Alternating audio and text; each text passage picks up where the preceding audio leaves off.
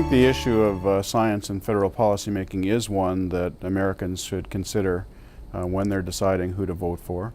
It's an important issue. It has an impact on their lives, and they should look at the statements of these officials. They should look at the platforms, the position papers.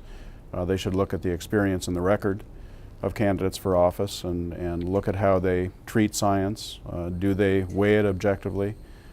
Do they try to take it on board as they're making decisions on policies and their political positions? Or do they ignore it?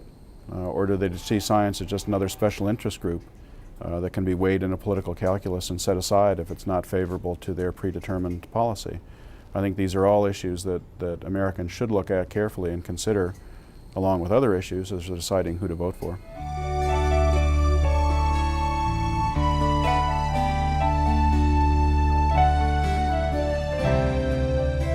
Well, I think when you're considering your candidate, what you should do is try and figure out how they make a decision. And you want to ask them how they make a decision, or you want them to explain how they make a decision. What kind of things are they going to take into consideration, and how are they going to do that? Certainly people are going to take into consideration some of their moral beliefs, and you're going to want to find out about that. People like to know about that. But you need to find out how they're going to consider and balance that with some of the objective advice that is coming in from the scientific community, and how to ensure that that's objective advice, and that they're willing to accept advice, or at least have that advice come out and say, in some cases, why they might not accept it. I mean, there are cases when you might not want to do something, and you want to be able to, you want to have a person have the self-confidence and the capability, the intellectual capability to explain, well, I'm not going to take that for this reason. Rather than what's going on now, which is an attempt to color the advice, to slant the scientific community advice so that it agrees with whatever your opinion is for other reasons. You have to be able to deal with conflicting information. I mean, there may be reasons why you don't want to quite yet, at a particular time, address certain types of issues. Even the climate change issue, even though there's good reason to do it. We have a sense that the climate's changing and everything. There may be some good reasons, but you really need to be able to make your arguments on that case. Instead, what we're having is a slanting or a selecting of, oh, well, I'll only accept this particular information. There's a very interesting document that just came out from the Republican Policy Conference, I think, of the Senate, that basically is sort of being very selective in which information it is choosing to support, rather than taking the broad set of information that's coming from the expert community.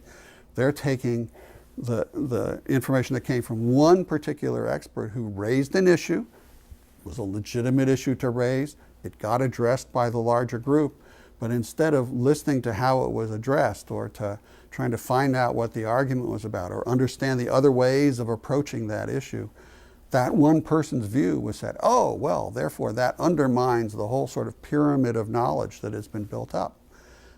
So it's important to understand what kind of advice people are going to take, and to make sure they're getting a full range of advice.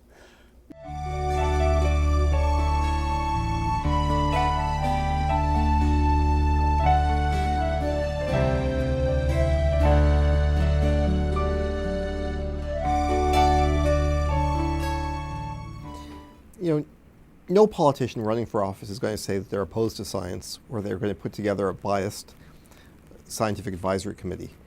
I think what elected officials should be doing, and what we should be demanding of our elected officials, is transparency. We want to know who's on the committees and why they were chosen, whose interests they're representing. The lead industry was able to essentially appoint, or have the White House appoint, 2 of their scientists to the Center for Disease Control's Pediatric Lead Poisoning Prevention Committee, scientists who were way out of the mainstream, who essentially didn't believe that low levels of lead were dangerous to children. They hold a position that is in a tiny minority, and they're there representing the lead industry rather than representing the public's good.